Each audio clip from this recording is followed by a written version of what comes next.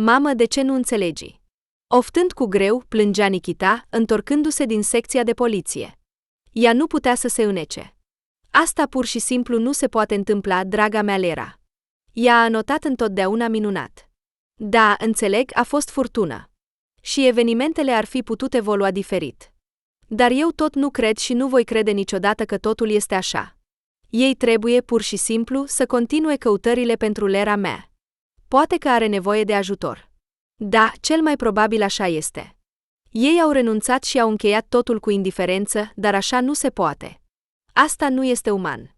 Nadia Egorovna nu știa ce să-i spună fiului ei. Nu știa cum să-l consoleze. Nikita avea nevoie de ajutor serios în acel moment. După tot ce a trebuit să îndure sărmanul băiat, să-și piardă logodnica, era deja prea mult. Nadia Egorovna nu își imagina cum va face față la toate acestea. Și cu greu credea că, cu doar câteva zile în urmă, erau atât de fericiți. Totul părea acum atât de departe, ca și cum nu ar fi existat niciodată. În acel moment, Nadia Egorovna a simțit pe propria piele ce înseamnă când durerea te transformă până la neîntrecut. Ea, la fel ca Nikita, a pierdut tot ce avea în această viață, orice fel de sens. Tinerii se cunoșteau din copilărie. Au crescut împreună.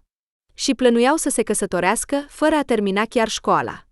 Dacă nu ar fi fost mamele, care au domolit puțin avântul fiului și fiicei, probabil că așa ar fi făcut. Lera și Nikita pur și simplu nu își imaginau viața unul fără celălalt. Ceea ce nu era deloc surprinzător. Destine atât de asemănătoare sunt greu de găsit. Atât el, cât și ea au crescut fără tați. Viitorii soți și soție au fost crescuți de mame singure. Problemele familiei erau comune, iar Nadia Egorovna și Marina Anatolievna erau foarte apropiate. La vremea lor au făcut multe prostii, iar apoi au trebuit să le repare toată viața. Au crescut repede, când au apărut copiii, tinerețea și neglijența păreau că au fost spulberate de vânt, ca și cum nu ar fi existat niciodată. De aceea, femeile nu voiau ca copiii să se grăbească. Trebuie să înveți măcar pentru cineva, spunea Nadia Egorovna de fiecare dată când Nikita vorbea despre nuntă. Altfel, cum veți trăi? Dacă nu are nimic Lera și nici tu. Noi cu Marina nu suntem veșnici. Sigur că vom ajuta cu ce putem, dar e întotdeauna mai bine când sunteți pe picioarele voastre. Și Nikita era complet de acord cu mama lui. Dragostea, desigur, este dragoste, dar bunul simț nu a fost niciodată anulat. Și educația este un lucru important. Dacă nu înveți în tinerețe, apoi este foarte greu să recuperezi. Și Nadia Egorovna știa asta din experiența ei. Nu a terminat niciodată institutul. Desigur, nu i-a afectat prea mult viața, dar totuși, femeia își dorea foarte mult ca fiul să trăiască mai bine decât ea. Și el avea tot ce putea visa. Dar fără un diplom bun și fără a se muta în orașul mare, nu se pot atinge astfel de înălțimi. Înțelegi că aici nu avem aproape nicio perspectivă. Mama suspina greu, care, deși nu dorea să-și lase fiul departe de ea, înțelegea că așa va fi mai bine pentru el. Nikita, desigur, nu dorea să plece nicăieri. Și Lera era categoric împotrivă.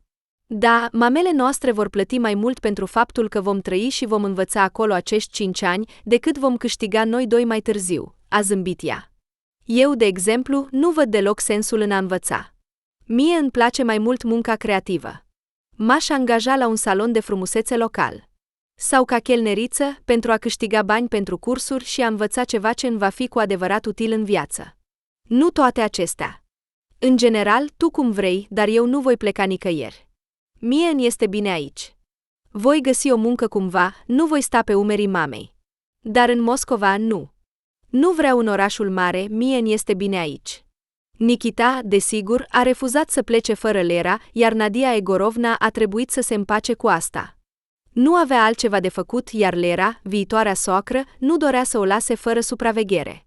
Așa că, totuși, Nikita a fost mereu aproape, iar dacă el pleacă, Lera mea frumoasă, tânără, se îngrijora Marina Anatolievna, iar aici sunt atât de mulți străini. Știi bine, oraș turistic. Noi, la vremea noastră, am avut deja o astfel de experiență. Nu vreau ca Lera să repete soarta mea. Nu vrea să plece nicăieri, să rămână. Să se înscrie la local. Sau să înceapă să lucreze. Numai nu ca chelneriță. Nici acolo nu o voi lăsa. Nu vreau ca străinii să se uite la fetița mea. Să se angajeze la un salon. Cu asta sunt de acord. administrator, o muncă minunată. Să lucreze. Și să învețe în paralel. Toți vor fi ocupați. Nikita părea că vrea să obțină permis de conducere. Poate se va angaja ca șofer. Și acolo ne vom descurca ce și cum. Nadia Egorovna era, desigur, supărată, dar nu și-a arătat. Pe de altă parte, era chiar bine că Nikita rămâne lângă ea, totuși, când fiul este aproape, este mai liniștitor. Căci cine știe cum se va desfășura totul pentru tineri în capitală? Poate se vor certa din nou. Și tentațiile în Moscova sunt multe. Cu timpul, femeia a ajuns la concluzia că totul este spre bine. Lera, desigur, s-a certat cu mama ei când s-a pus pe poziții în legătură cu munca la cafea. Nu a fost acceptată la salon. Acolo erau mulți alți doritori. Și singurul lucru pe care îl putea face era să se angajeze ca chelneriță sau vânzătoare. Dar Marina Anatolievna era categoric împotrivă. Nu te-am protejat toată viața, ca pe un ochi din cap, ca să te ia vreun străin, striga ea.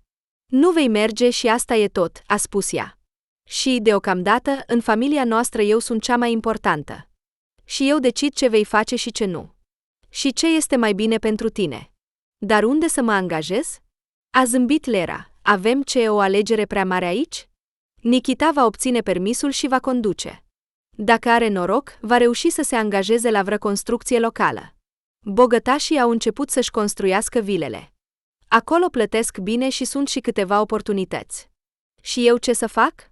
Să stau mai întâi la tine, iar apoi la el? Ce e rău în asta? Continua să se plângă Marina Anatolievna. N-am mai văzut niciodată pe cineva nemulțumit că este întreținut. Du-te și învață la cursurile tale. Când obții diploma, te vor lua imediat la salon. Sau, în cel mai rău caz, poți lucra de acasă. Asta ar fi chiar mai bine. Cumperi materiale și înainte. Poți să te înscrii și la colegiul medical. În profesia ta, asta nu ar fi de prisos. Din nou, dacă te căsătorești, nu va trebui să ceri concediu de maternitate de la angajator. Vei lucra pentru tine și când îți va fi convenabil. Lera, desigur, s-a revoltat, dar, gândindu-se la cuvintele mamei, a realizat că în ele există o dozare de bun simț. Să te trezești de dimineață de vreme pentru muncă nu a fost niciodată visul ei. Și unghiile pot fi într-adevăr făcute acasă. Și o bază de clienți proprie este întotdeauna mai bună decât să muncești pentru altcineva. Dacă ceva nu merge bine, rămâi fără nimic. Așa că va avea totul. Aprinzându-se de această idee, Lera s-a împăcat cu mama ei și chiar i-a cerut iertare pentru că a fost atât de dură și nedreaptă. Totul s-a așezat. Marina Anatolievna și Nadia Egorovna erau fericite. Nikita și Lera se pregăteau pentru nuntă, care urma să aibă loc în câteva luni. Tinerii, dar și mamele lor, au decis să se ocupe de organizarea sărbătorii cu seriozitate. Era important pentru ei ca această zi să rămână în memoria familiei pentru tot restul vieții. Te măriti doar odată, râdea Marina Anatolievna, observând cum fiica își alege rochia. Ei bine, hai să nu ne mai batem joc. E timpul să ne ocupăm serios de asta. Chiar vrei să mergi la altar în asta? Fata nu se putea hotări cu privire la ținută. Aceasta este prea decoltată, iar cealaltă este prea lungă, se va împiedica și va cădea. Marina Anatolievna doar se amuza de ea. Nu a avut niciodată o asemenea fericire, să aleagă o rochie de mireasă pentru nunta cu cel mai iubit și drag om. Și, la vremea ei, a iubit atât de mult pe tatăl Lerei, a sperat atât de mult că, înainte de plecare, el îi va face o propunere de căsătorie și vor pleca împreună în orașul mare. Marina va deveni o soție bună pentru el, va avea copii și va trăi, bucurându-se de o fericire familială nesfârșită. Ce naivă și stupidă a fost atunci, chiar îi era rușine că a crezut în străinul acela. Și prietena ei cea mai bună, Nadia, credea sincer că se va căsători în curând. Ele, Marina și Nadia, s-au întâlnit simultan cu acești străini frumoși, acești prieteni de copilărie, care veniseră să se relaxeze de agitația orașului. Cel puțin, Marina și Nadia așa credeau, până când Mihail și Serghei nu le-au mărturisit că sunt frați. De aceeași vârstă. Iubiți și răsfățați fii, pentru care tatăl era gata să facă tot ce îi stătea în putință. La vremea lui, Constantin Ivanovici a spart un perete cu capul pentru a avea în viața asta măcar ceva ce ar putea să le transmită fiilor săi. Nu dorea să trăiască așa cum au trăit părinții săi, să existe și să supraviețuiască. Dar pe atunci nu existau alte perspective. Iar când Constantin Ivanovici a început să crească, totul a început să se schimbe rapid. Și a înțeles că își va putea construi viața complet diferit. Fiind o persoană foarte ambițioasă, Constantin s-a agățat de această oportunitate. Și după câțiva ani avea deja absolut tot ce îi lipsea atât de mult în copilărie și adolescență. Soția era fericită. Deși înțelegea că a trăi cu un astfel de om implică riscuri enorme, dar cine nu vrea să trăiască mai bine? În propria casă mare, nu într-o mică garsonieră, să nu-și refuze nimic nici ei, nici copiilor, mai ales că doi fii s-au născut unul după altul, ceea ce a fost o completă surpriză pentru soți. Liza, dacă vei continua să fii atât de roditoare, atunci în viitor între băieții noștri ar putea apărea conflicte serioase din cauza moștenirii, a zâmbit Constantin Ivanovici. El, desigur, visa la o familie mare, dar după ce s-a născut Serghei, bărbatul visa la o fiică. Dar, din păcate, Dumnezeu nu le-a mai dat alți copii. Și visurile despre o fiică au rămas doar visuri. Feii au crescut foarte răsfățați, dar Constantin Ivanovici nu a dat prea multă importanță acestui lucru. Era sigur că, odată ce adolescența va trece, băieții se vor schimba. Mama era mult mai preocupată de starea psihologică a copiilor decât tatăl. Chiar a propus să angajeze un psiholog pentru Mihail și Serghei. Dar ce sens avea asta? Se revolta ea. Săptămâna trecută s-au mai bătut odată. Profesorii de la școală se plâng mereu de ei. Iar feii noștri nu învață într-o școală oarecare, ci într-o gimnaziu decentă. Îți poți imagina ce se va întâmpla dacă vor fi excluși? Toată viața va fi dată peste cap. Iar noi visam să se înscrie într-o universitate prestigioasă. Trebuie să facem ceva în legătură cu asta. Și nu înțeleg cum poți fi atât de nepăsător. Școala se termină în curând, a spus Constantin Ivanovici, mai sunt doar 6 luni și nimeni nu-i va exclude din clasa a 12-a, da, învață. Apoi va începe institutul, viața de adult și totul se va așeza, vei vedea, crede-mă, nu avem de ce să ne îngrijorăm. Liza nu gândea așa, dar obișnuită să-l asculte întotdeauna pe soț, a fost nevoită să se împace. În vara anului în care au intrat la facultate, Constantin Ivanovici a decis că familia trebuie să meargă la mare. Liza spera că soțul va cumpăra bilete pentru o vacanță în străinătate, dar, spre dezamăgirea ei, Constantin a decis că ar fi mai bine să petreacă timpul pe litoralul local. Și ce căutăm acolo? A exclamat soția, surprinsă. Nu-mi amintesc să fi fost vreodată un fan al sudului local. De obicei, mergeam mereu undeva în străinătate. Ce s-a întâmplat deodată? Așa trebuie, Liza. A exclamat Constantin Ivanovici, care nu dorea să discute cu soția acest subiect. El era, de fapt, o persoană foarte autoritară, obișnuit să decidă totul singur și nu suporta nicio obiecție. Liza nu avea altceva de făcut decât să se împace. Feii nu erau nici ei încântați, dar nu au îndrăznit să se opună tatălui. Apoi au realizat că aceasta era o idee destul de bună. Așa, măcar vom putea vorbi cu fetele în aceeași limbă. Mihail zâmbea. Ne vom cunoaște pe cineva, ne vom distra, de ce nu? De asemenea, discoteci, petreceri. Este pur și simplu grozav. Tatăl nostru este un geniu. Ce bine că a gândit toate acestea. Serghei era de asemenea încântat. Mama, desigur, a încercat să-i tempereze pe feii ei, dar Constantin Ivanovici a intervenit. Lasă-i în pace. A spus el cu strictețe, sunt tineri și, după un an atât de stresant, trebuie să se distreze din plin. De ce să te odihnești dacă nu pentru asta? De ce? A zâmbit sarcastic Liza. Pentru a bea, a petrece și a umbla cu fetele. Constantin Ivanovici a reușit să stingă scandalul care aproape că izbucnise cu soția sa. În anul trecut și el s-a săturat foarte mult. Dar, spre deosebire de Mihail și Serghei, bărbatului îi stătea în față puțină muncă în vacanță. A ales un mic oraș de vacanță nu întâmplător. Un vechi prieten și partener de afaceri dorea să construiască acolo un centru de divertisment. Constantin Ivanovici consideră această idee foarte profitabilă, așa că nu putea să nu participe la negocieri. Și Leonid îi promisese o parte destul de substanțială. Iar banii nu sunt niciodată de prisos. Constantin Ivanovici a învățat asta de mult. Încă din copilărie, când părinții numărau fiecare bănuț. Îl scârbea doar acest cuvânt. Iar pentru tată și mamă, aceasta era o întreagă viață.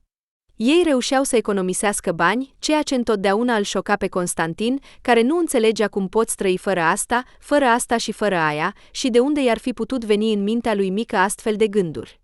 După atâția ani, se mira singur când își aducea aminte de copilărie.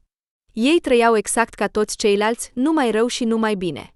Dar Constantin înțelegea deja că așa nu ar trebui să fie. Și omul merită o existență demnă, chiar dacă nu oricine, dar măcar cel care este mai puternic și poate lua de la viață ceea ce consideră că îi aparține de drept. Amintindu-se de sărăcia zilelor trecute, Constantin Ivanovici încerca să le ofere fiilor săi tot ce era posibil și imposibil. Mai ales că, atunci când au crescut, a avut această oportunitate. Tatăl i-a răsfățat pe băieți fără milă.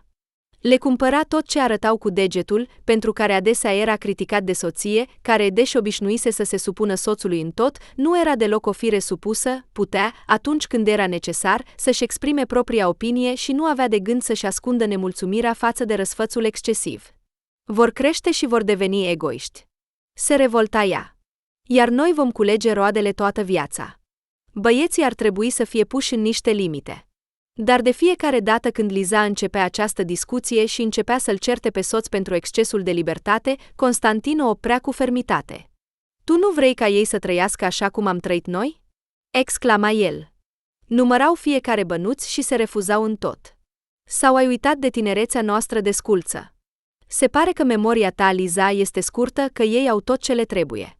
Să primească de la viață tot ce este posibil și imposibil. Nu am de gând să-i limitez în nimic. Și cu atât mai puțin să le interzic ceva. Iar adolescența este un lucru în care vrei totul și imediat. De ce mă mai justific aici? Tu știi și înțelegi totul foarte bine. Vor crește și se vor descurca singuri. Și vor înțelege ce este important în viața asta. Iar până atunci să se bucure de oportunitățile pe care le ofer. Până la urmă, am muncit ca nebunul și am câștigat bani nu pentru ca feii mei să trăiască ca niște săraci. Constantin Ivanovici era inflexibil. Se considera pe sine drept. Și nimeni nu putea să-l convingă de contrariu. Iar când și-a dat seama că a crescut niște egoiști obraznici, fără rușine și conștiință, a fost deja prea târziu. Și, dacă nu s-ar fi întâmplat acea poveste la stațiune, este foarte posibil ca feii să fi continuat să ducă o viață de petrecere, fără să se gândească la nimic și fără să-și asume vreo responsabilitate. Ei erau obișnuiți să nu facă nimic și să trăiască pe spatele altora. Tatăl a reușit cu greu să-i bage la facultate, unde ei refuzau categoric să depună documente. De ce? Zâmbea Mihail când tatăl a început să vorbească despre viitoarea educație. Ce naiba ne trebuie? Tu ai spus că vom moșteni afacerea ta. Dar de ce ne trebuie acest diplom stupid? Ca să fie doar pe raft? Tânărul, la fel ca fratele său, era prea lipsit de experiență și prost pentru a înțelege că, înainte de a conduce ceva, trebuie să înveți măcar ceva, să stăpânești măcar câteva noțiuni de bază. Dar o idee atât de simplă și elementară nici măcar nu-i trecea prin cap lui Mihail. Era sigur că tatăl va face totul pentru el. Și Serghei avea exact aceeași părere. Viața lor de studenți era imaginată ca un flux nesfârșit de petreceri și întâlniri. Nu aveau de gând să învețe.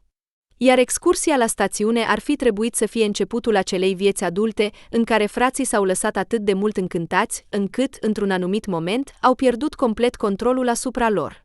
Și ți-am spus că totul se va termina exact așa, se revolta Liza, povestind soțului despre conversația fiilor, pe care a auzit-o complet întâmplător.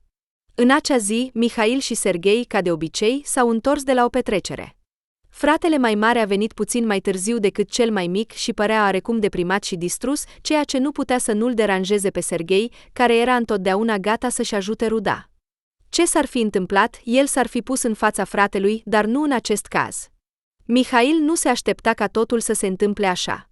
Nici nu putea să-și imagineze o astfel de întorsătură a evenimentelor.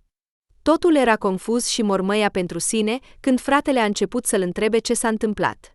Și asta nu putea să nu-l scoată din sărite pe Serghei, care prin natura sa era o persoană foarte deschisă și directă și nu suporta toate aceste ocoliri. Da, dracului! A exclamat el, când a realizat că abia se stăpânește să nu-l zguduie bine pe frate și să-i smulgă tot ce ascundea Mihail. Îmi poți explica omenește ce s-a întâmplat? Ce s-a întâmplat? Marina este însărcinată. A suspinat greu Mihail, care nu înțelegea cum a putut să-i fie așa de greu. Serghei a reușit cu greu să se revină după ce a auzit asta. Pur și simplu nu-i venea să creadă. El însuși se distra cu speranța și nici nu se gândea la astfel de consecințe grave. Cum a fost posibil? A exclamat el. Cum a putut să se întâmple așa? Așa a fost, a răspuns Mihail. Ce să-ți explic cum se întâmplă? De ce tot timpul te întrebi cum? Mai bine spune-mi ce să fac acum? Ea este o naivă, se așteaptă să mă căsătoresc cu ea. Ai fi văzut ochii ei când mi-a dat această veste uimitoare. M-a lovit ca un duș rece. Frate, înțelegi că tata mă va omor? De ce? A zâmbit Serghei, care nu înțelegea de ce fratele s-a panicat atât de mult. Ce ți-ai imaginat? O prostie, jur. O nimica toată, e o chestiune tânără. Ce nu se întâmplă cu oricine? Întreabă ce termen are. Acum astfel de probleme se rezolvă foarte repede. Nu s-a întâmplat nimic grav. Îți poți imagina ce se va întâmpla dacă o trimit la naiba, iar ea vine aici și îi spune totul tatălui?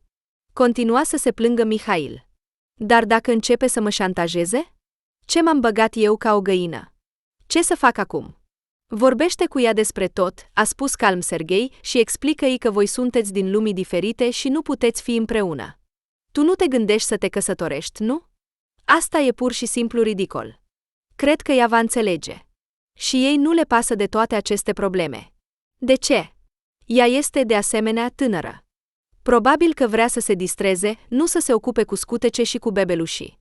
Frate, nu te îngrijora. Sunt sigur că veți ajunge la un acord și totul va fi bine. Mai ales că vara se termină și ne vom întoarce acasă. Cu Marina și Nadia va trebui să ne despărțim, asta e sigur. Nu există alte opțiuni. Ne-am distrat și suntem mulțumiți. Nu le-am jurat dragoste veșnică și fidelitate. Ce este adevărat, este adevărat.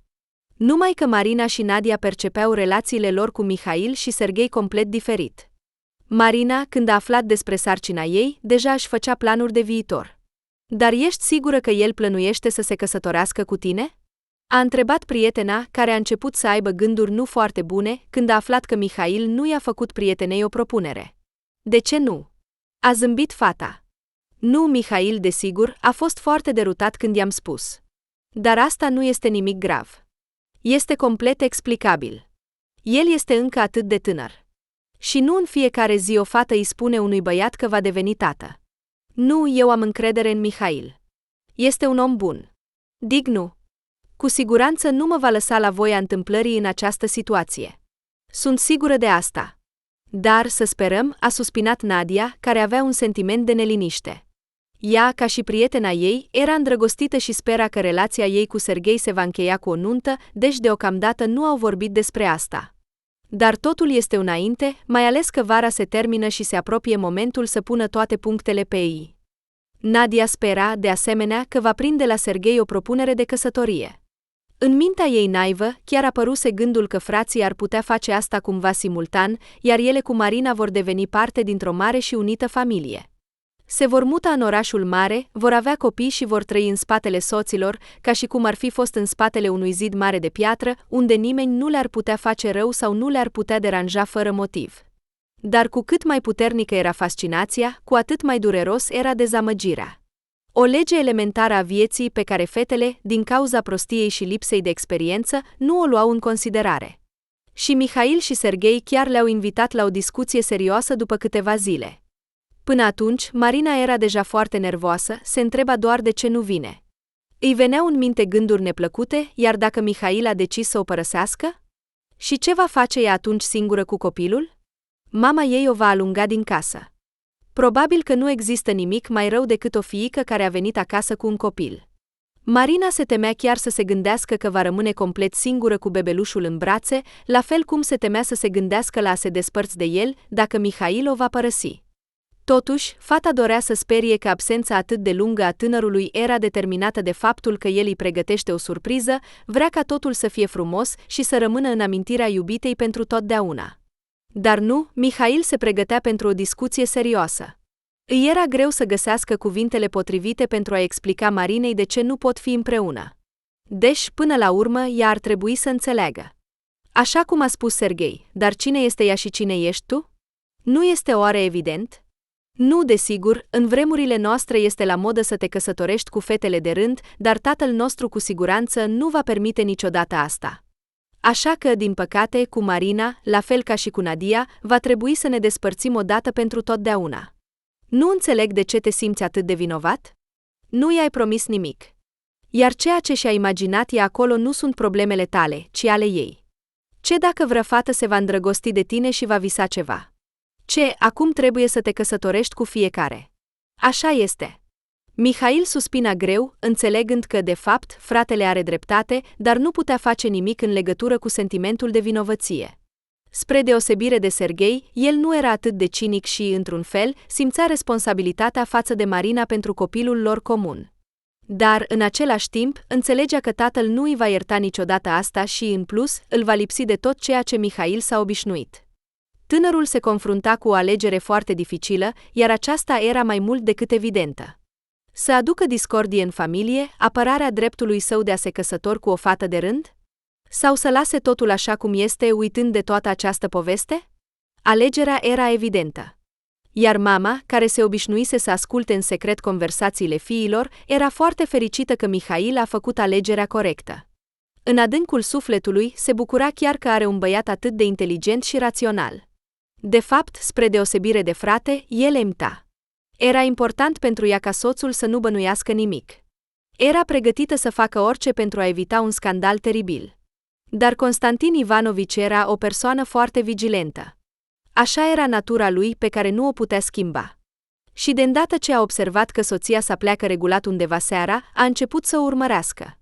Și cât de surprins a fost când a văzut că Liza își încălzește urechile lângă verandă, unde Mihail și Serghei aveau conversații intime despre viață.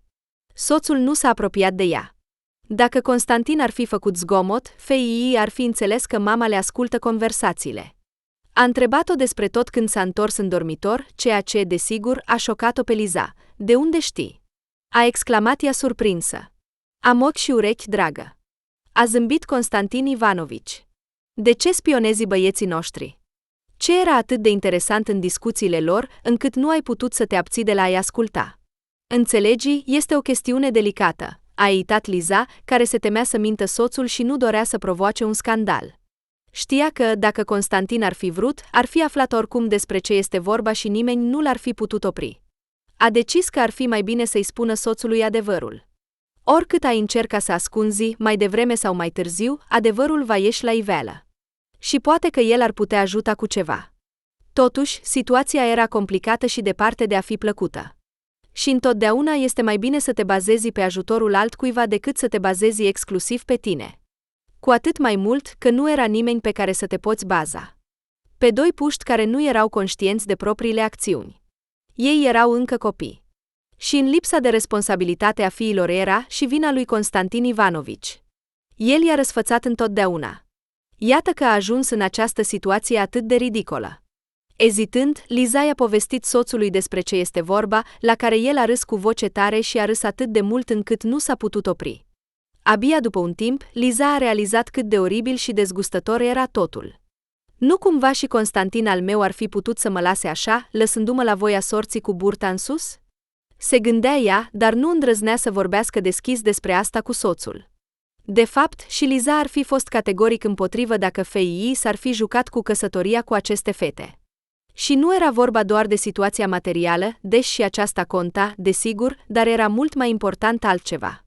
Liza considera că romanele de vacanță sunt prea ușoare. S-au îndrăgostit, s-au despărțit și au uitat unul de celălalt. Era, de asemenea, convinsă că, dacă aceeași Marina s-ar fi întâlnit cu un tânăr obișnuit, nu dintr-o familie atât de înstărită ca Mihail, probabil că nu ar fi visat la căsătorie. A căsători un băiat înstărit cu un tată bogat este o prostie, nu este nimic complicat. Dar este nevoie de asta pentru el? Ce va gândi și ce va simți Mihail despre toate acestea după mulți ani? Nu va reproșa părinților că nu l-au descurajat? Aceste întrebări nu-i dădeau liniște Lizei. Cu atât mai mult cu cât Mihail nu dorea să se căsătorească. Constantin Ivanovici a spus imediat cu un ton categoric nu. Avea deja câteva fiice și parteneri pe care Mihail și Serghei ar fi trebuit să-i aleagă pentru viitorul lor. Fetele provinciale nu sunt cazul nostru, zâmbea el, și sunt foarte fericit că fiul meu înțelege asta. Mihail și Serghei au plecat, iar Marina și Nadia au rămas cu inimile frânte. Și, în plus, cu reproșuri și acuzații din partea mamelor stricte, care erau șocate de ceea ce fetele aduseseră în podol. Nadia a aflat despre sarcina ei abia după aproximativ o lună. La început, a dat vina pe răceală și oboseală, iar când a realizat că ceva nu este în regulă, a alergat la doctor, care i-a spus fetei că în curând va deveni mamă. Nadia a fost atât de șocată și deprimată de această veste, încât la început a vrut să scape de copil. Dacă nu ar fi fost Marina, care a susținut-o pe prietenă și a fost singura persoană pe care fata se putea baza în această perioadă dificilă a vieții ei, probabil că Nikita nu s-ar fi născut. Din fericire, Marina a reușit să o convingă pe prietenă că face o mare greșeală, deși acest lucru s-a dovedit a fi destul de complicat. Mama mă va omor, suspina Nadia. Îți dai seama ce va face când va afla? Dar mama mea, zâmbea Marina. Crezi că a fost încântată? Te rog. Totul este o prostie. Și, oricum, viața unui copil valorează mai mult decât toate capriciile acestor moșneci la un loc. Asta-i tot, a spus Selita. Să plece naibii. Am trăit fără ei și vom trăi și mai departe. Copiii, asta este cel mai important. Și nu îți vei ierta niciodată că ai fost lașă și ai scăpat de copil. Conștiința te va devora și te va sfâșia. Știu eu. Nu ești din acele fete care pot trece peste toate acestea și uita de parcă nu s-ar fi întâmplat nimic. Ce este adevărat, este adevărat. Dacă Nadia ar fi scăpat totuși de copil, ar fi trebuit să se lupte cu sentimentul de vinovăție până la sfârșitul zilelor ei. După un timp, ea i-a fost foarte recunoscătoare Marinei pentru că a convins-o.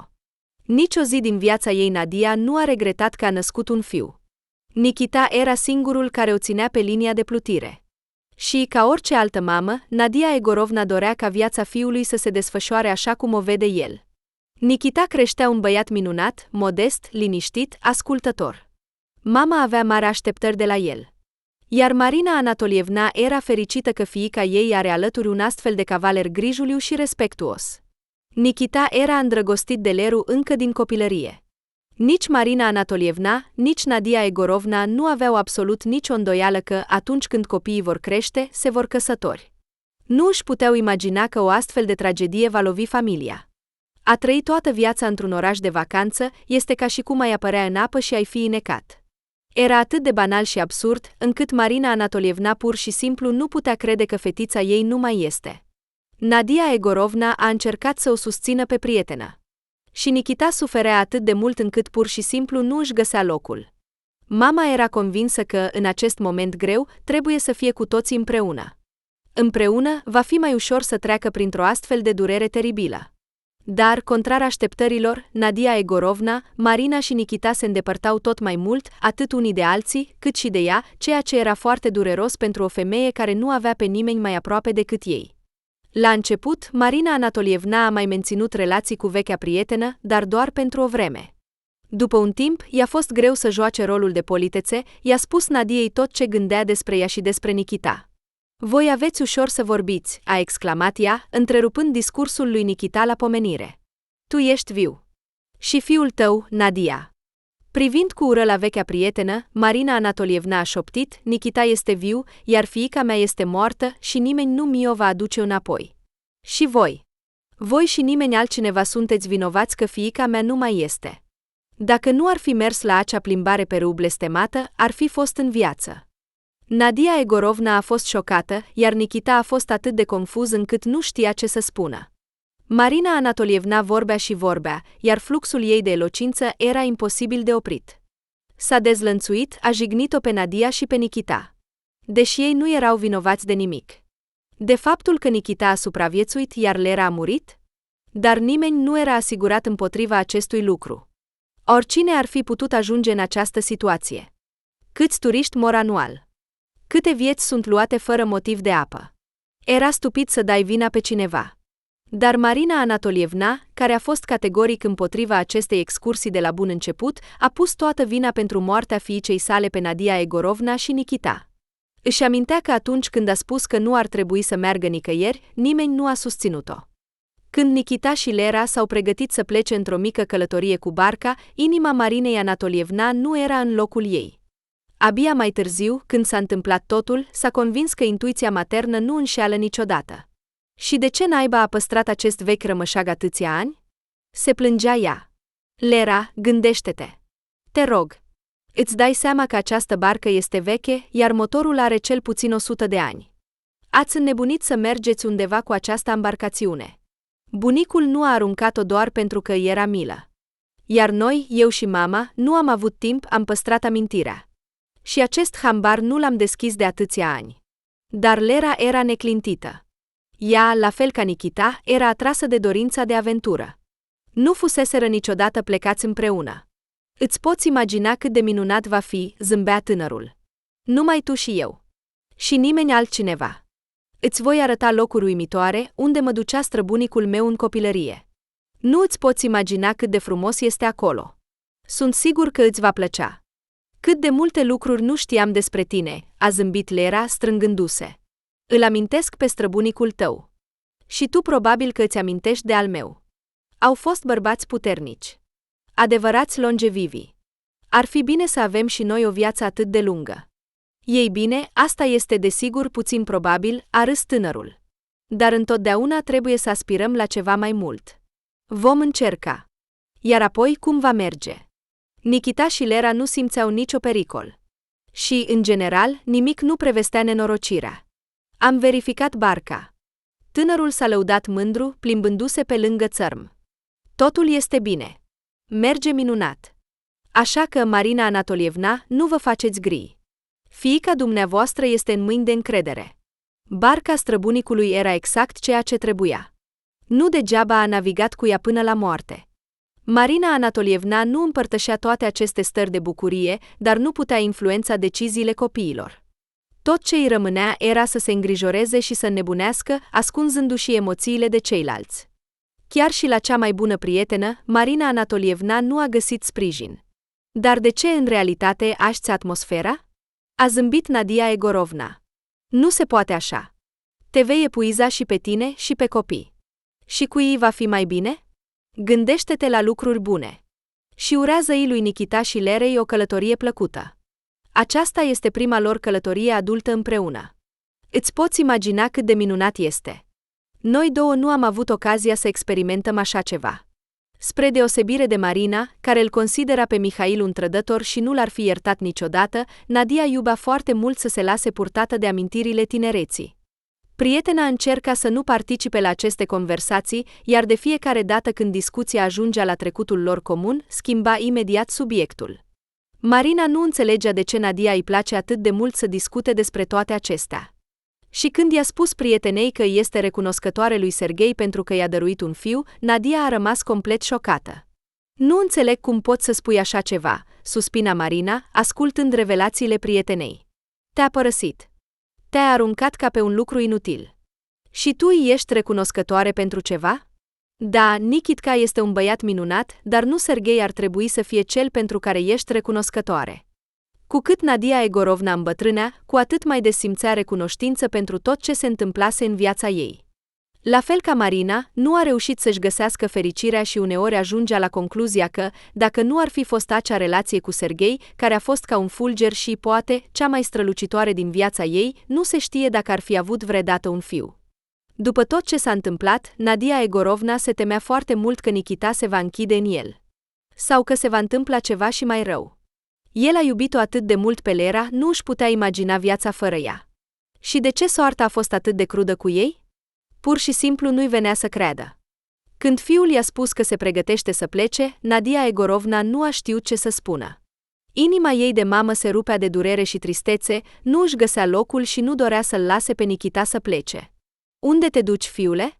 A întrebat ea îngrijorată. De ce? Nu vreau să pleci. Nu este corect. Și ce este corect? A strigat Nikita. Ce? Să stau aici și să nebunesc din cauza vinovăției? Ce altceva îmi rămâne? Nu, mamă, mai bine plec. Măcar voi încerca să realizez ceva în viața asta. Aici nu sunt perspective. Dar nu este vorba doar despre asta. Nu pot rămâne aici, înțelege-mă. Să umblu pe aceste străzi și să mă gândesc constant la ea este insuportabil. Totul a luat-o razna. Marina Anatolievna ne urăște. Lera a murit. Nu știu cum să mai trăiesc, mamă, nu știu. Nadia Egorovna își înțelegea foarte bine fiul. Și ea simțea cam același lucru. O durere teribilă pe care nu ai dori-o nici dușmanului. Dacă la început a fost categoric împotriva plecării lui Nikita, după ce a reflectat puțin, a ajuns la concluzia că, poate, așa va fi mai bine. Cel puțin pentru el. Fiule, sună-mă, suspina mama disperată, însoțindu-le pe Nikita la gară. Nu mă uita. Și când poți, înțelegi despre ce vorbesc, vino în vizită. Te voi aștepta. Mereu. Nadia Egorovna nu i-a spus Marinei că Nikita a plecat. La acel moment aproape nu mai comunicau. Iar dacă se întâlneau întâmplător pe stradă, abia reușeau să-și spună un rece bună. Femeia nu putea să creadă, nici măcar în cel mai teribil coșmar, că va pierde vreodată cea mai bună prietenă. Au trecut prin atât de multe împreună. Au mâncat împreună o grămadă de sare. Și Nadia Egorovna pur și simplu nu putea să înțeleagă cum Marina poate fi atât de crudă cu ea. Când a aflat că Nikita a plecat, s-a enervat foarte tare. Mai devreme sau mai târziu, această discuție trebuia să aibă loc. Nadia înțelegea asta. Într-un oraș mic și mai ales într-un cartier și mai mic, este foarte greu să ascunzi ceva. După plecarea fiului, femeia urma să asculte un întreg flux de indignare la adresa ei. Marina Anatolievna nu se sfia de cuvinte, așa cum a făcut întotdeauna în ultima vreme. Prietena era complet neîndupălecată.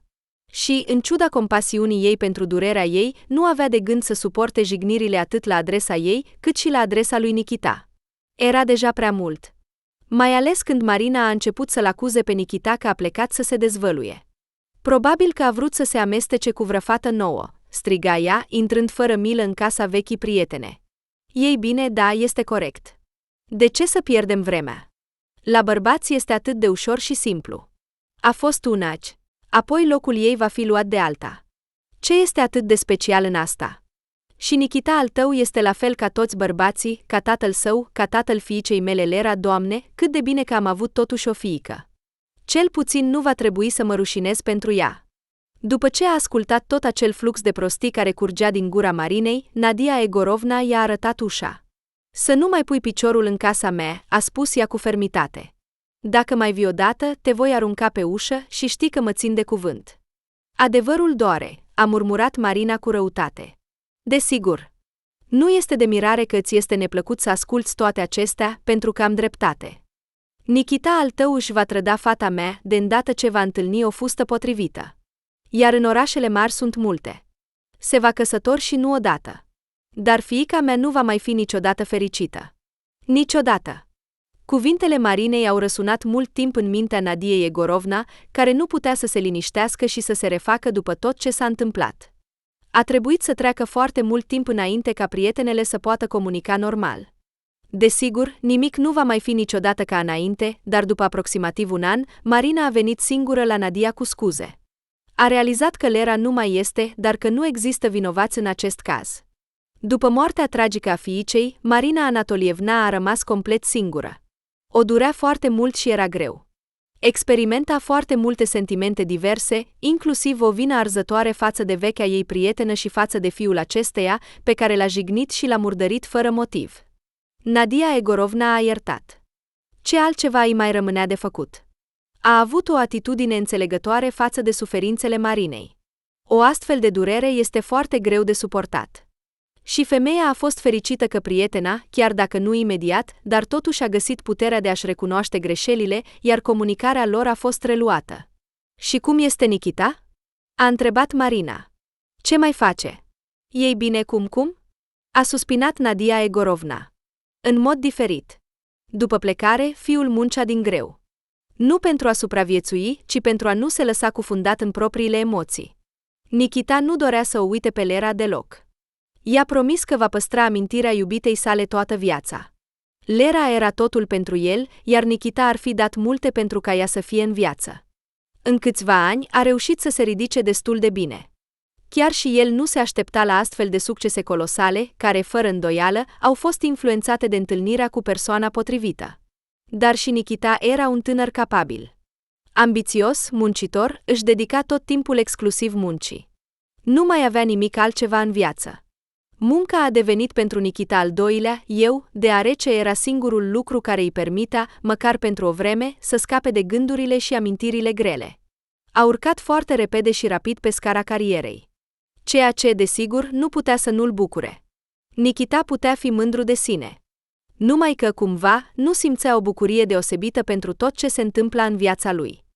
Când Nikita rămânea singur cu sine, nu putea gândi la nimic altceva decât la Lera și aceste gânduri îl devorau atât de mult din interior, încât uneori simțea nevoia să-și spargă capul de perete. Nu se gândea să o ia de la capăt și să încerce să construiască noi relații, nici măcar nu îndrăznea să aibă o astfel de idee. Deci Nadia Egorovna, din când în când, purta discuții cu fiul ei despre viața lui personală, pe care el de cele mai multe ori le încheia cu nu sau schimba subiectul, cum merge. Dar gândul că ar putea avea o altă femeie era, pentru Nikita, o idee dezgustătoare. Ce valoare ar avea atunci cuvintele lui despre dragoste și fidelitate pe care le-a spus iubitei sale decedate? Pe de altă parte, nici așa nu se poate. Și tocmai despre asta îi tot spunea Nadia Egorovna. Fiule, au trecut atâția ani. Se plângea ea.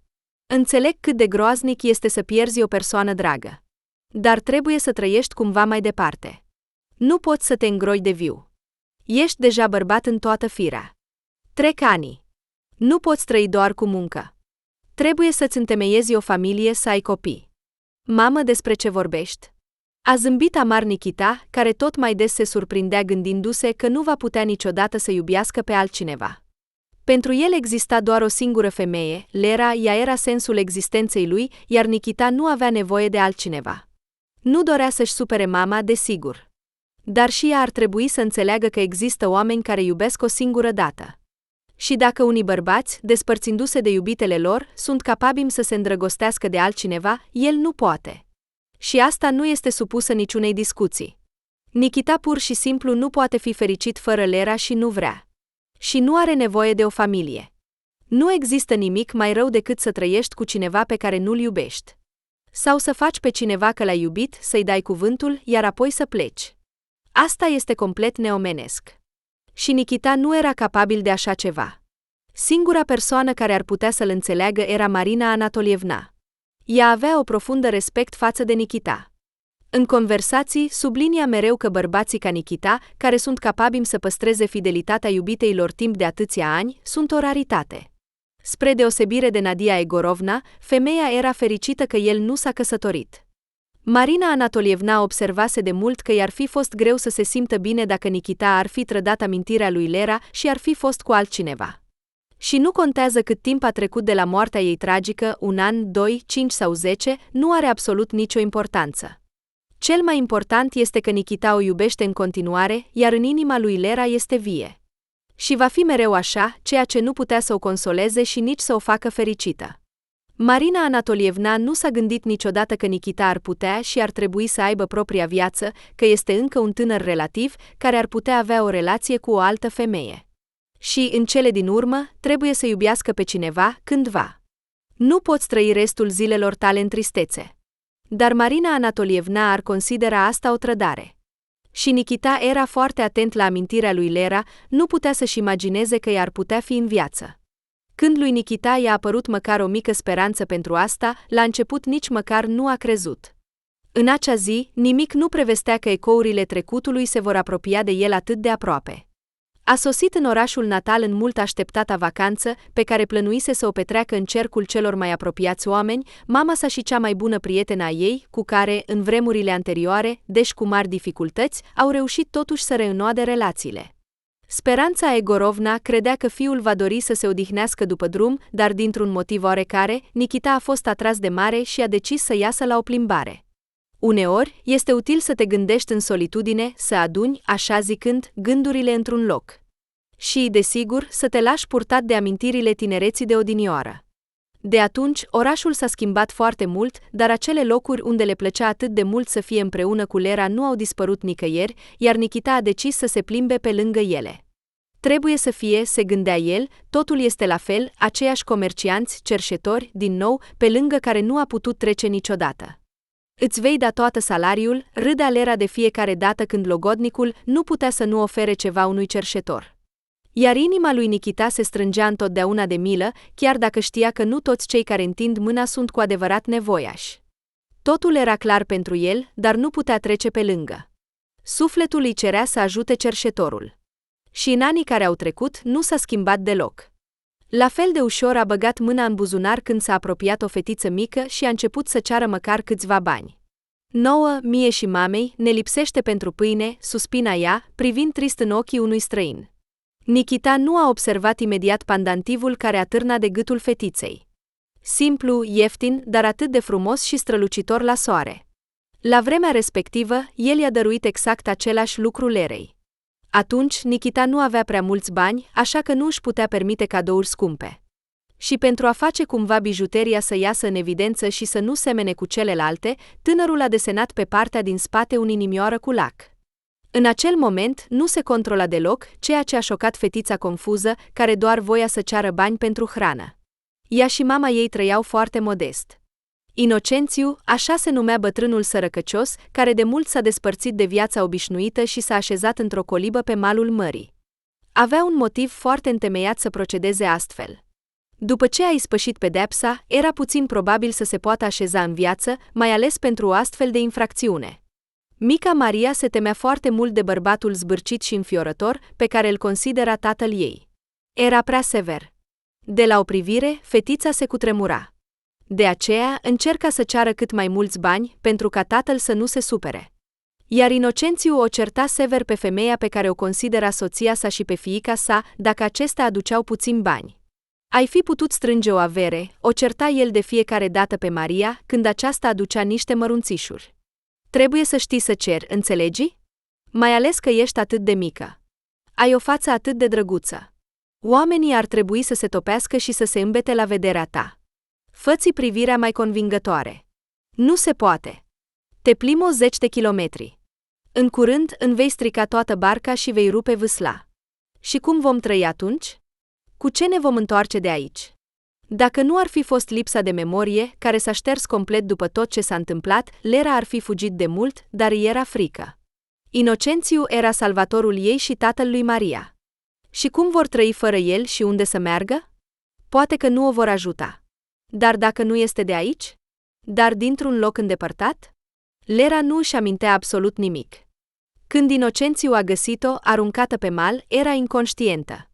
Bărbatul a crezut la început că nu va supraviețui, dar, palpând pulsul, a găsit totuși semne de viață și a tras fata la el în colibă.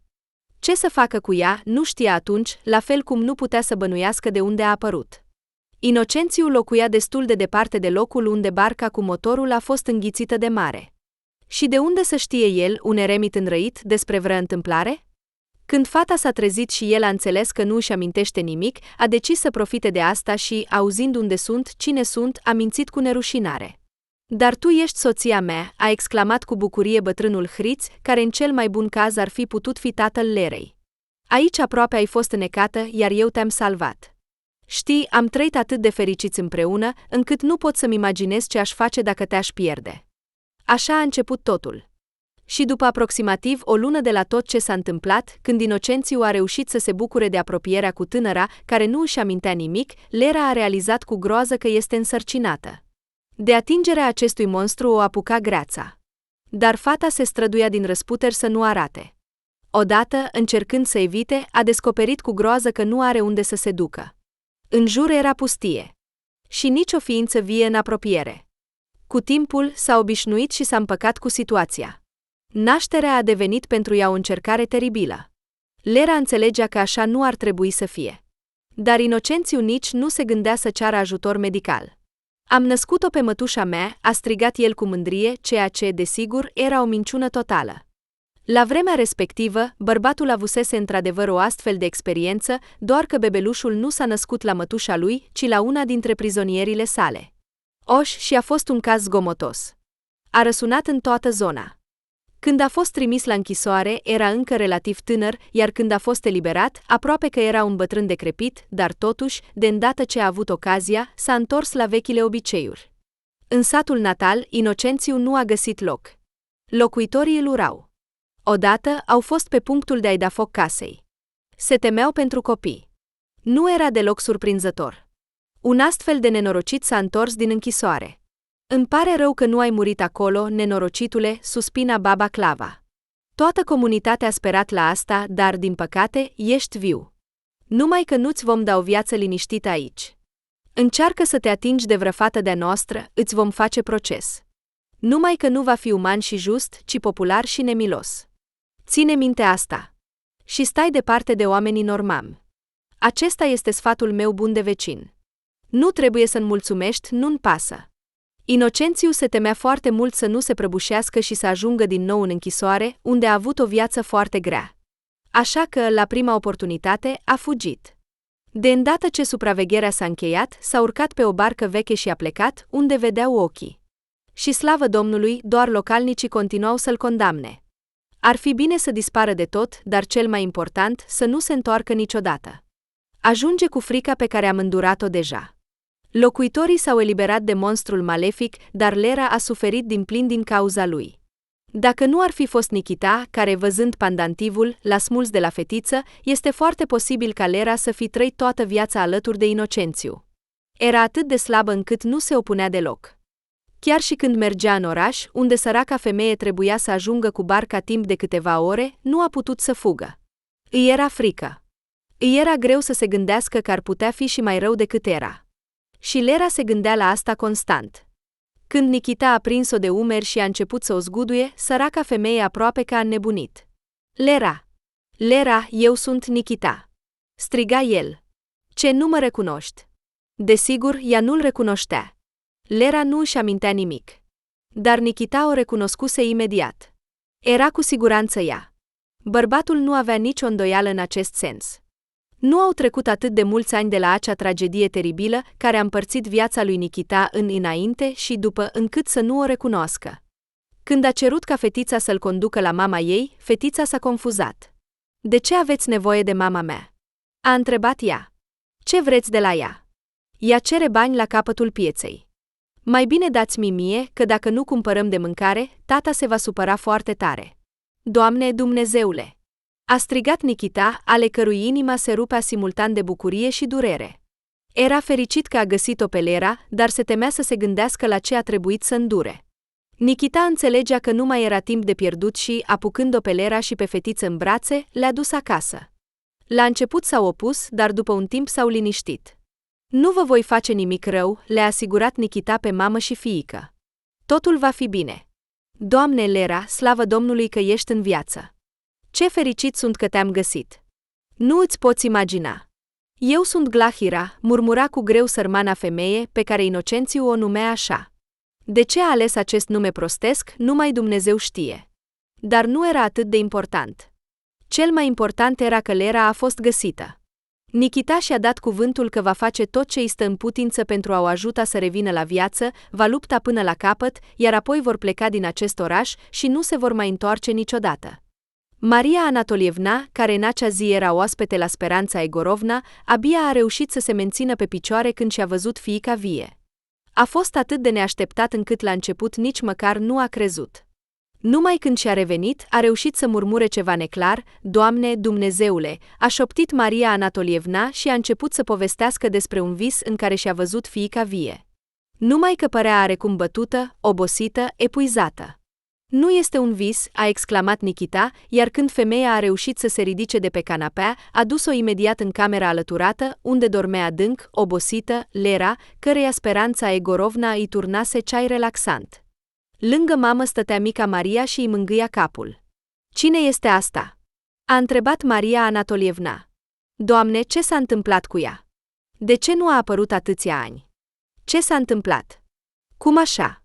Întrebările erau mai multe decât răspunsurile, iar Maria Anatolievna și Nikita nu aveau răbdare să le primească, dar au reușit să facă asta doar după ce Lera a fost dusă la spital. Memoria poate să nu revină niciodată, a avertizat medicul. Vreau să înțelegeți, totul este foarte serios. În locul vostru aș scrie o plângere la poliție. Nu se poate lăsa așa toată această poveste. Este evident că soția voastră a trecut prin lucruri foarte neplăcute. Și asta este o subestimare. Cazul este, desigur, al vostru, dar sunt obligat să vă informez. Doctor, poate că nu este necesar? A întrebat Nikita, lăsând să se înțeleagă că ar prefera să rezolve această problemă altfel. Să nu facem plângere nicăieri. Nu avem nevoie de asta. Vedeți în ce stare este. De ce să o traumatizăm din nou? Mai ales că oricum nu își amintește nimic. Pentru o sumă considerabilă, medicul a fost de acord să păstreze tăcerea. Nikita nu a regretat niciun ban, ar fi dat orice, doar ca Lera să se recupereze și să revină la sine. O iubea atât de mult încât era dispus să facă orice pentru ca iubita să revină la viață. Chiar dorea să o ducă într-un oraș mare, dar Maria Anatolievna s-a opus. Mai bine să fie aici, a spus ea. Acasă și zidurile vindecă. Acolo totul este străin. Ce ar putea să-și amintească într-un astfel de mediu? Gândește-te la asta. Și în cuvintele ei era o fărâmă de adevăr. Nikita înțelegea asta. Și era pregătit să rămână în orașul natal până când Lera își va aminti măcar ceva. Nikita știa că acest lucru ar putea dura foarte mult timp, dar nu era deloc important. Cel mai important era că Lera era în viață. Și acum, în sfârșit, puteau fi împreună. Nikita a decis să facă un test ADN pentru mica Maria. Desigur, el ar fi adoptat-o oricum. Nici nu se punea problema, dar cine știe, poate că ea s-ar dovedi a fi totuși fiica lui. Ar fi fost foarte neașteptat și plăcut. La vremea respectivă, el și Lera conveniseră că până la nuntă nu vor avea relații, dar nu s-au putut abține. Părinții, desigur, nu le-au spus nimic, nu știau cum vor reacționa mamele. În special Maria Anatolievna, care se temea foarte mult că fiica ei va ajunge vreodată într-o situație monstruoasă, la fel ca ea. Da, desigur, Nikita era omul ei și putea fi de încredere, dar totuși, cine știe? În viață se întâmplă orice. Nikita nu se gândea să o părăsească pe Lera după apropierea care avusese loc între ei. Dimpotrivă, după asta a simțit că relația lor a trecut pe un nivel complet nou. Au devenit parcă un întreg. Și această legătură nu putea fi distrusă de nimeni și nimic. Nici o circumstanță. Și timpul a dovedit asta. Iar când Nikita a aflat că era tatăl lui Maria, s-a bucurat atât de mult încât era gata să cânte și să danseze de fericire. Imaginați-vă, aveți o nepoată. A strigat el, întorcându-se din laborator. Și noi avem o fiică. A noastră, a lui Lera, Doamne, cât de rău este că ea nu își amintește nimic. Când se va întâmpla acel click despre care vorbea medicul? Dar dacă nu se va întâmpla niciodată? Gândurile lui Nikita au fost întrerupte de un bătăi neașteptate în ușă, care a fost o surpriză totală pentru toți cei prezenți. Aștepți pe cineva? A întrebat cu neliniște Maria Anatolievna, temându-se că acest nenorocit din colibă a găsit-o pe fetița ei. Nikita, deschide, te rog. Nu mai ia în mână ceva greu. Cine știe cine este acolo? Nikita era în alertă maximă, ceea ce i-a speriat foarte mult pe oaspeții neinvitați. Mihail și Serghei au rămas surprinși când l-au văzut pe tânărul bărbat deschizându-le ușa cu un fier de călcat în mână. Pe cine căutați? A întrebat Nikita cu severitate. Cine sunteți? Și ce faceți aici? Așa, un interogatoriu, a zâmbit Mihail. Neobișnuit. Am nevoie de Marina. Femeia a locuit aici înainte. Mai exact, atunci când ne-am cunoscut, era încă o tânără fată. Aș vrea să vorbesc cu ea. Nikita a continuat să-i întrebe pe străini, care răspundeau cu reticență la întrebările lui, iar Marina Anatolievna și Speranța Egorovna, care stăteau în spatele ușii, erau în stare de șoc. Hai să ieșim, o împingea mama lui Nikita pe prietena ei. Să vorbim. Ei bine, dacă tot au venit, oricum nu vor pleca. Iar dacă au venit aici după atâția ani, înseamnă că s-a întâmplat cu adevărat ceva important. Marina Anatolievna nu era deloc încântată să-l vadă pe fostul ei iubit, care la vremea respectivă o abandonase însărcinată, lăsând-o la voia întâmplării. Nu înțelegea deloc ce fac ei aici și încă în întregime. Au venit, cum s-ar spune, fără a se curăța de prah. Încă să-i aduci și fiul lui, se indignă ea, când în cele din urmă a decis să iasă în fața oaspeților neinvitați și a aflat scopul vizitei lor. Ce fiu? Ai o fiică. Și ce faci aici? Ce te-a adus aici? Mihail a fost complet confuz și nu știa cum să înceapă conversația. Este foarte posibil ca, dacă viața lor ar fi de curs fericit și prosper, să nu-și fi amintit nici de Marina, nici de Speranța. Dar după ce Mihail și-a pierdut soția și fiul, iar Serghei, soția și fiica, bărbații au decis că trebuie să se întâlnească cu fostele iubite și să vorbească. În special Mihail a insistat pe acest lucru, fiind convins că are un fiu. Serghei nu știa despre sarcina Speranței, la fel cum nu știa că, în rezultat, are un fiu. De fapt, nu dorea să se întoarcă la trecut, dar fratele a insistat. Oricum, trebuie să mai trăim aici, a spus Mihail. Cine va supraveghea construcția acestor căsuțe?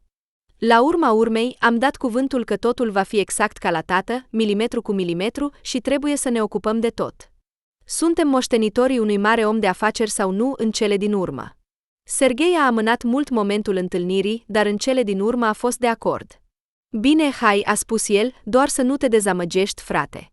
Marina ta s-a căsătorit acum 100 de ani. Și nu este sigur că i-a purtat și născut copilul tău atunci. Este un fapt, a insistat Mihail, inima de tată simte. La care Serghei a râs doar. Nimic, în afară de râs, nu i-a provocat cuvintele fratelui.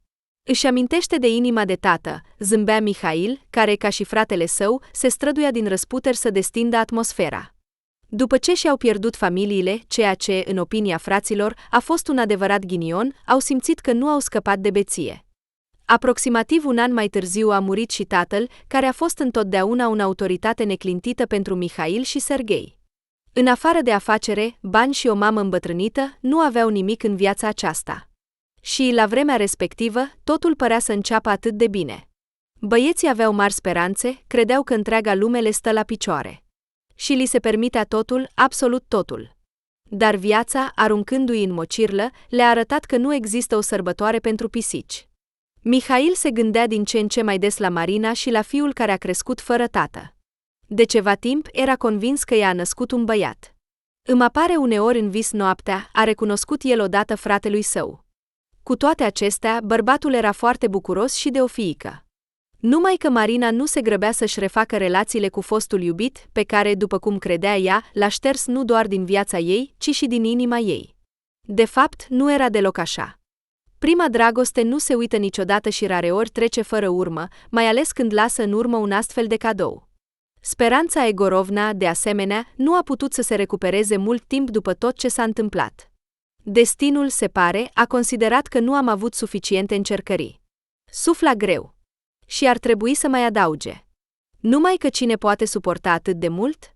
Noi putem, striga Marina, care nu se mai sătura să observe cum memoria se întoarce la fiica ei. Treptat, în mintea Lerei au început să apară imagini din trecutul ei. La început, nu înțelegea ce se întâmplă și ce se întâmplă.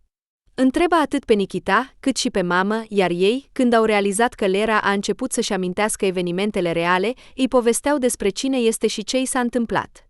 Și a venit momentul când și-a amintit totul. Și lucruri bune și lucruri rele. S-a întâmplat atât de brusc și neașteptat, încât Lera s-a simțit inițial puțin confuză. Era un sentiment ciudat și neobișnuit să conștientizeze că ea nu este deloc ea. O senzație complet nouă. Numai cu timpul Lera a reușit să se recupereze și să șteargă din viața ei acea interibim pe care i-a trăit în coliba abandonată de pe mal. Era foarte recunoscătoare lui Nikita pentru că a negociat cu medicul. Și acesta nu a ridicat o vâlvă. A acționat absolut corect, nu aveau nevoie de acest stres suplimentar. Dumnezeu este judecătorul lui Inocențiu. Și nu doar el, ci și legea. Iar pe Maria, care era a lui și a lui Nikita, îi aștepta o viață fericită și liniștită, o parte din care deja o pierduseră fără milă. După tot ce s-a întâmplat, soții au început să prețuiască cel mai mult liniștea, care le-a lipsit atât de mult în toți acești ani, și erau fericiți că toate peripețiile, inclusiv cele familiale, au rămas în trecutul îndepărtat. Și acum au părinți, iar aceștia vor avea cu siguranță nepoți. Mulți, așa cum au visat întotdeauna Lera și Nikita. Și după tot ce au îndurat, nimeni, inclusiv ei înși, nu avea motive să se îndoiască de faptul că își vor transforma visele în realitate.